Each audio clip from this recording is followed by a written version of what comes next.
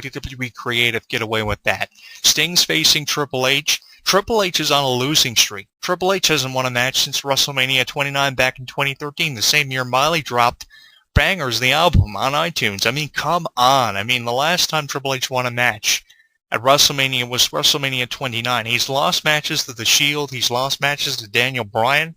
Just last year was the last time we saw Triple H lose a match to The Shield and Daniel Bryan, and he lost a match at WrestleMania. So if Sting does defeat Triple H, yes, he gets payback for killing WCW in 2001. It took him 14 years to do it.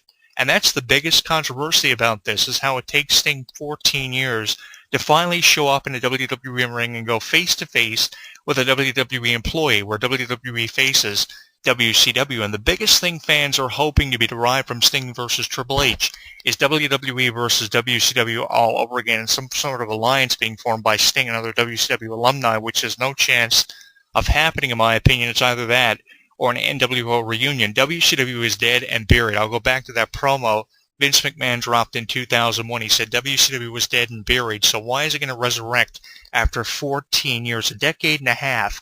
By the time we see Sting versus Triple H, it'll almost be 15 years. Just to put it in perspective for you, in 2013, that was 12 years WCW had been buried and dead.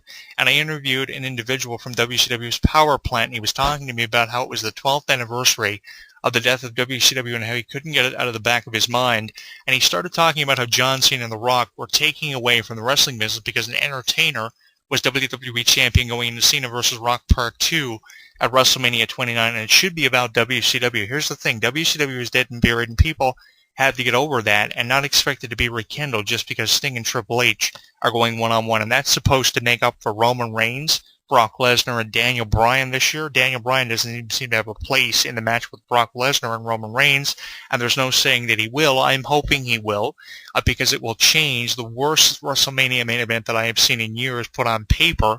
When we talk about Brock Lesnar and Roman Reigns, we really need to have a third party in that match, even though we'll see a triple threat for the second year in a row, and nobody really wants to see that. That's what I'm leaning towards, because we have to have this match look better on paper and have a better storyline created for this match. Daniel Bryan fits in there somehow, and people are expecting Triple H versus Sting to make up where a match like Roman Reigns and Brock Lesnar doesn't deliver. I mean, you can put out so many DVD documentations on the destruction of the Shield as you want. You're never going to make this match between Brock Lesnar and Roman Reigns from a one-on-one perspective look any better than what it does, or any worse than what it does, no matter how much involvement The Rock will have in this match 3 to 2 weeks prior to the match, and how many promos he will drop about the Authority and making fun of Brock Lesnar, and how Brock Lesnar defeated The Rock to win his first championship in 2002. Even if we see Lesnar and Reigns at WrestleMania, what I'm hoping is derived from it is The Rock versus Brock Lesnar Part 2 from 2002, with The Rock defeating Brock Lesnar eventually.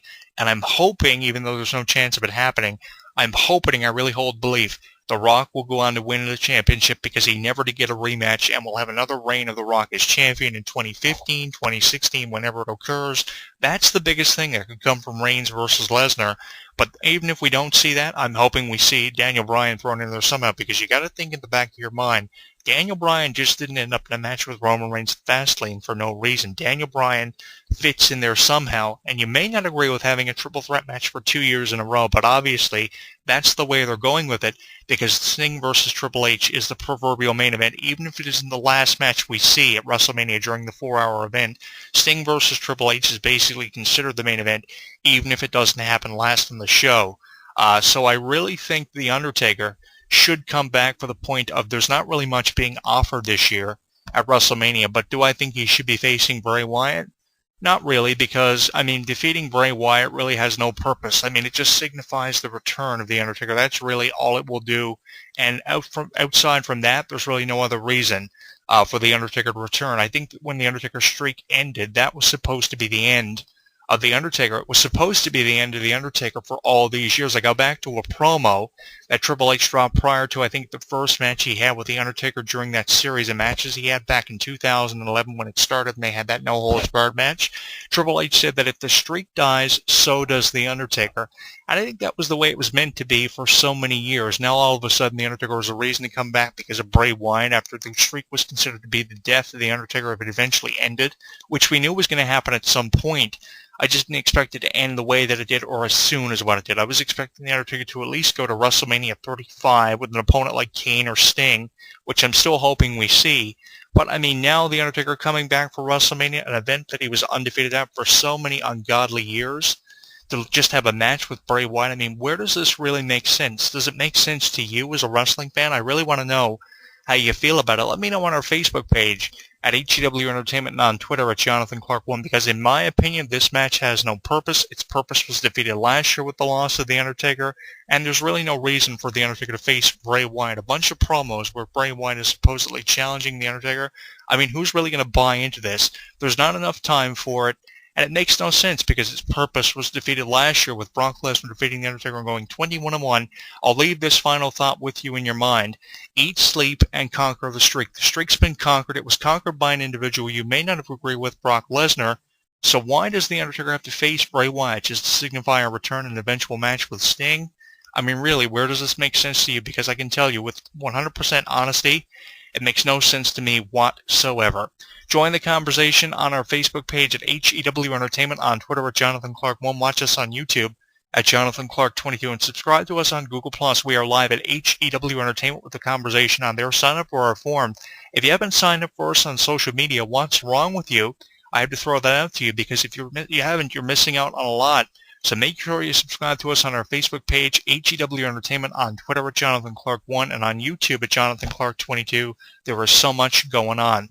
This week on our show, we're talking about The Undertaker versus Bray Wyatt. I want to know what your opinion on this is, and if in fact you think the purpose of this match has been defeated with the loss of The Undertaker at the hands of Brock Lesnar last year. I think it is, and you can criticize me all you want. I really think there's no purpose behind this match. If the streak were still in existence, then this match would have a purpose, because Bray Wyatt, looking at it from that scenario, would be going into this match being the one who believed he was going to end the streak, which obviously he wouldn't do. I mean, Husky Harris, the son of IRS, being the man to defeat The Undertaker, even though it exemplifies good wrestling psychology.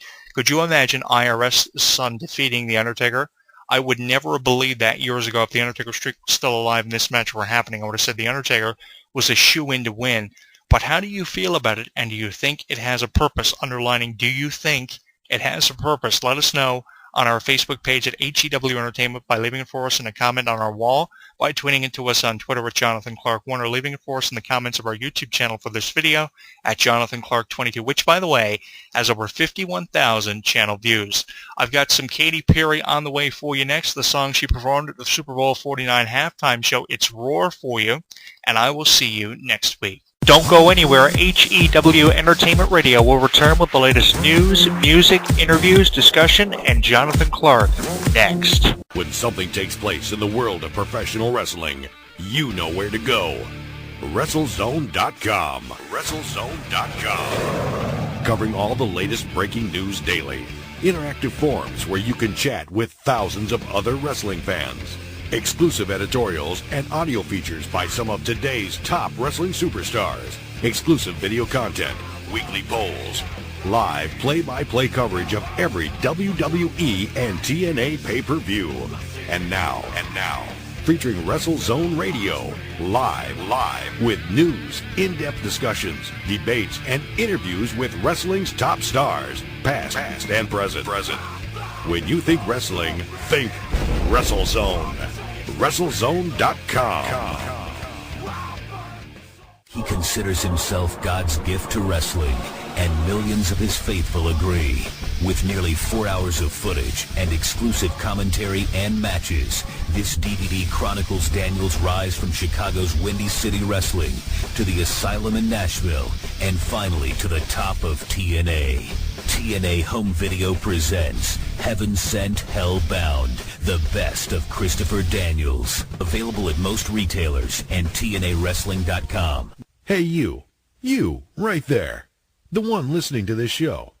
While you're tuning into this broadcast, or when you read the news on WrestleZone.com, are you forming opinions of it all?